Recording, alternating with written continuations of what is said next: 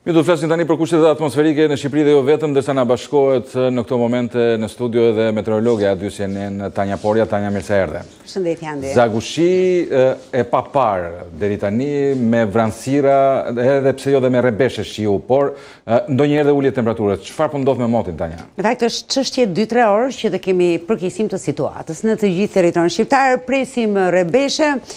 Kemi pikërisht imazhin satelitor i cili tregon që të gjitha ato celulat si blu në jeshile po i afrojnë territorit shqiptar, po prodhojnë rreshtje me intensitete mesatare dhe të larta për Italinë qendrore dhe jugore. Një nga ato celula vjen dhe drejt territorit shqiptar, duke prodhuar kryesisht në fakt në jug të territorit. Zonat jugore dhe qendrore pritet që në pjesën e dytë të ditës së sotme të kenë rebeshe afat shkurtra fatmirësisht, rebeshe të cilat zgjasin deri afër mbrëmjes. Veriu rreshtje të pakta, kryesisht të jugu dhe zona qendrore. Do të pyesë si shpjegohet ky kapërcimi i motit.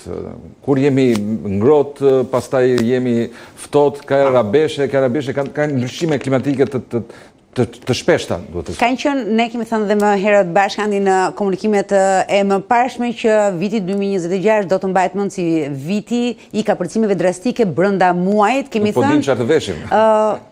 Nuk duhet ta heqim ende xhupin e holl të dimrit, do thosha, sepse presim që sot të ketë rënje të vlerave termike në mesditë, rënje nesër edhe dita e shtunë, por të qëndrojmë tek tabloja e përgjithshme nga janari dhe deri në këtë moment që flasim, dhe ka sinjale që gjithë viti 2026 do të jetë do të ketë kryefjalë kapërcime drastike. Brenda një muaji ne do të shohim të paktën 2 stinë. Kur them të paktën 2 stinë, mund të ketë raste ku të shohim edhe 3 stinë, ashtu si kundër ka ndodhur në fund të prillit dhe ditën e parë të muajit maj, që ne startuam maj me rreshtje dëbore në zonat malore. Ti marrim pak me radhë, të paktën të dim për fundjavën një çfarë do ndodh në fundjavë dhe pastaj të flasim për muajin maj si do të jetë ky për turizmin. Atëherë, sot pasdite rebeshe, Andi, për të gjithë ata që kanë dalë nga shtëpitë dhe kthehen para orës 2-3, mund të shpëtojnë deri nga ora 2-3 dhe më pas nuk ka siguri, pas orës 3 pasdite ne presim rebeshe kryesisht në jug dhe në qendër, më pak në veri.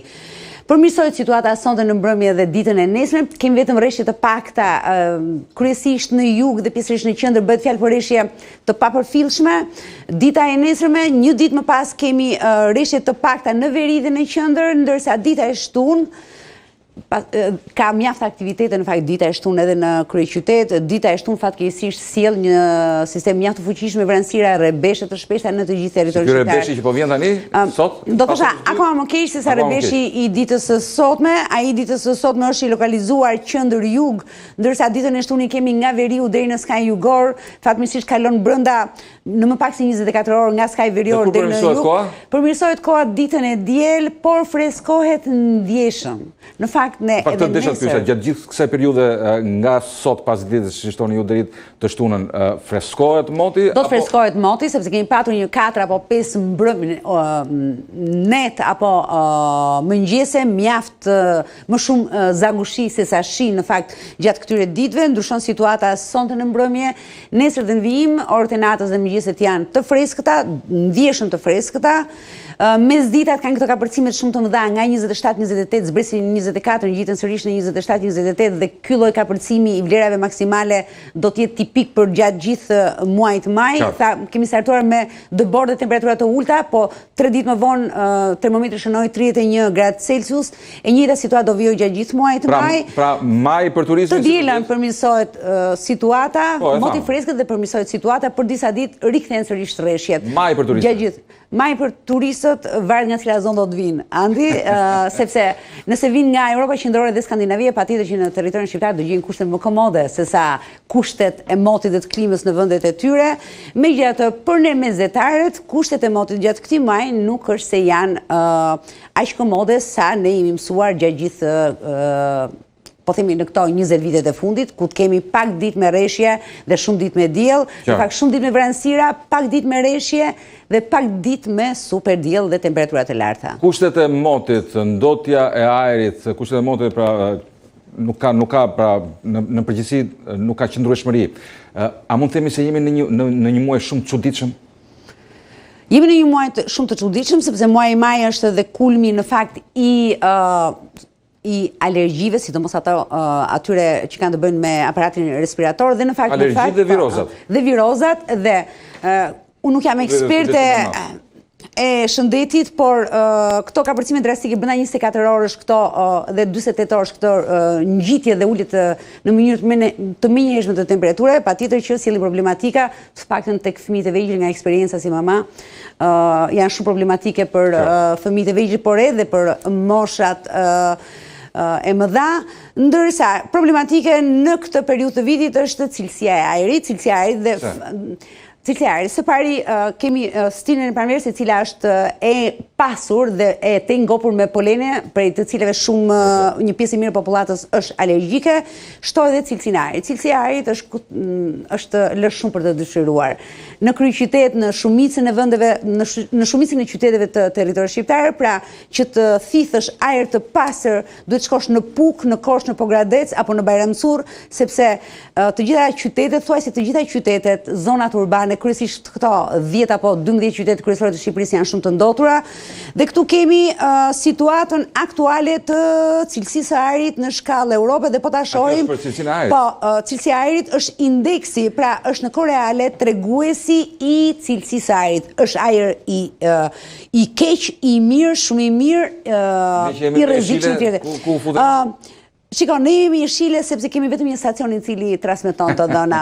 Dhe që t'jemi sinqert, nuk e di, nuk jam e sigurt në saktësinë e të dhëna që jep kjo. Për ta shpjeguar jeshilen të verdhën. Po, të gjitha ato pika me të kuqe tregojnë një indeks për 154, do thotë që situata është, jemi tek e kuqja, jemi situatë shumë të keqe të cilësisë së ajrit, dhe po ta shohim. Pra, një moment shikojmë Selanikun ka një situatë dramatike. Ka një situatë shumë të keqe dhe kjo mund të vi dhe për shkak, Selanik është super qytet i madh, mund të vi dhe për shkak të trafikut, mund të vi dhe për shkak të qarkullimit masave ajrore, mund të vi nga veriu e Afrikës ndonjë masë ajrore e cila është e pasur me rërë saharaje dhe shkakton diku në Venecia, lart në veri në Itali. Po, Italia e veriut në fakt historikisht dhe statistikisht është një zonë shumë e ndotur, ne kemi trajtuar për shkak të industrisë, por edhe në Ballkan po ta shohim, ka plot, është Maqedonia më keq se sa territori shqiptar, po ta shohim Maqedonia dhe një pjesë e Kosovës, po ashtu kemi edhe një pjesë të Bullgarisë.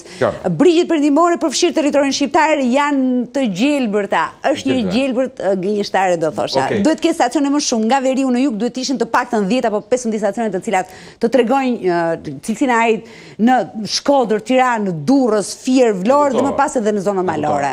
Përtej cilësisë le të flasim pak edhe për temperaturat. E njëjta situatë është si në Shqipëri për majnë edhe në vendet rreth rrotull fqinjët apo edhe në Europë?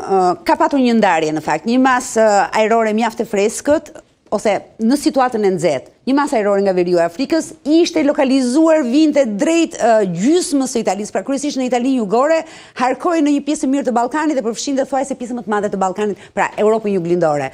Termometri shënonte vlera mjaft të larta edhe në veri të Ballkanit, vlera 26 apo 27. E njëjta situatë dhe për një pjesë të zonës së Alpeve. Ndërkohë, aktualisht është tërhequr kjo masë. Pra, që nga dita e djeshme është tërhiqur për një pjesë të Ballkanit, tërhiqet sot për territorin shqiptar dhe edhe nesër, dhe kemi një depërtim të masave ajrore nga verilinja e kontinentit drejt, kaq poshtë drejt jugut të Europës, dhe në fakt thjesht dua të shtoj. Çdo vit ka një depërtim të masave ajrore shumë të ftohta të rrethit polar drejt Europës jugore. Në gjuhë popullore e quajnë zbresin e engjëjt e veriut drejt jugut. Kjo ndodh zakonisht nga data 10 deri në 18 maj të çdo viti. Që sill dhe dëbor. Kam edhe dy pyetje të fundit. Sa të duash. Pyetja e parë është kur pritet të ikin këto kushtet atmosferike pa qëndrueshme, këto rreshje gjatë gjithë kohës. Sigur vjen vera dhe largohet. Veshim një xhupë dhe pastaj veshim me më të shkurtra një zakushie të mërshme. Kur pritet të iki kjo situatë? Maj do të jeti pa qëndrueshëm. Disa ne do shohim sot, do shohim të shtunën, edhe në pjesën e dytë të majit, patjetër që do të kemi her pas here ditë të tilla ku kemi rrebeshave të shkurtra. Fatmirësisht në të gjithë të paqëndrueshmëri dhe situatë kaq me kapërcime gjatë muajit të maj, vija bregdetare paraqitet më komode. Kjo sot do të marrë patjetër ndonjë rreshje të izoluar, vija bregdetare po themi nga Fieri, pra nga Grykderdhja e Semanit dhe deri poshtë në Sarand. Të shtunën po ashtu, por shumicën e ditëve nuk ka patur rreshje. Rrallë herë vetëm kur është një celulë e cila shkon dhe godet në mënyrë të drejtë për drejtë vetëm atë pjesë të bregdetit. Kryesisht gjatë gjithë majit, rreshjet janë të pozicionuara në gjysmën lindore të territorit, janë në formën e rebesheve të izoluara. Dhe kur them unë në parashikimin tim që gjysma lindore rrezikohet nga reshje, mund të bjerë në Peshkopi, Burrel, Mirdit, rebesha fatshkurtra dhe mund të mbetet Kuksi, Hasi apo më poshtë Librazhi pa reshje fare. Janë vetëm celula për shkak të kemi një avullueshmëri shumë të lartë në detin Mesdhet dhe në atë Adriatik për shkak të temperaturave të larta të cilat ne po i përjetojmë dhe kjo është situata deri në fund të majit. Qershori korriku ngushti do duhet të presësh Andi ti, por edhe të gjithë shikuesit për një parashikim më stabil të stinës së verës. Do të jetë nxehtë patjetër. Edhe pse në një farë mënyrë ma dogje pyetje, unë do ta bëj përsëri pyetjen. Më duket mua apo kjo zakushi ka ardhur shumë shpejt, apo temperaturat e nxehta kanë ardhur shumë shpejt dhe a premton kjo zakushi, këto temperatura premton që do të kemi një verë shumë të nxehtë? Shiko, problematika e të paktën e muajit maj, kjo zakushi nuk janë vetëm temperaturat. Fakti që ka lagështirë, pra ne kemi 4 apo 5 ditë që kemi reshjen mbi kokë, kemi vranësira shumë të ngarkuara me lagështirë, por reshjet kanë qenë krejt të pakta, pra nuk ka mundur atmosfera të shkarkojë lagështirën që ka.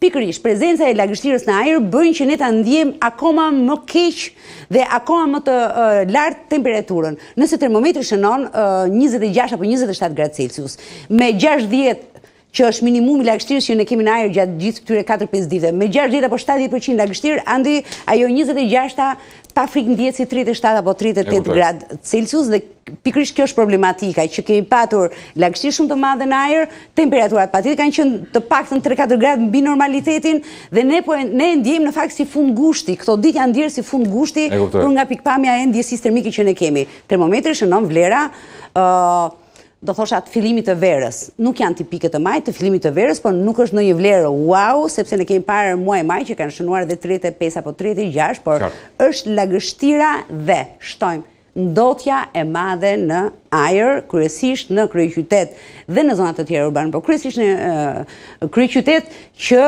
kur del në rrugë nuk ngopesh dot me oksigjen. Tanja Aporja, të falenderoj që na u bashkove na dy sot për të na shpjeguar gjithçka mbi motin. Mirë.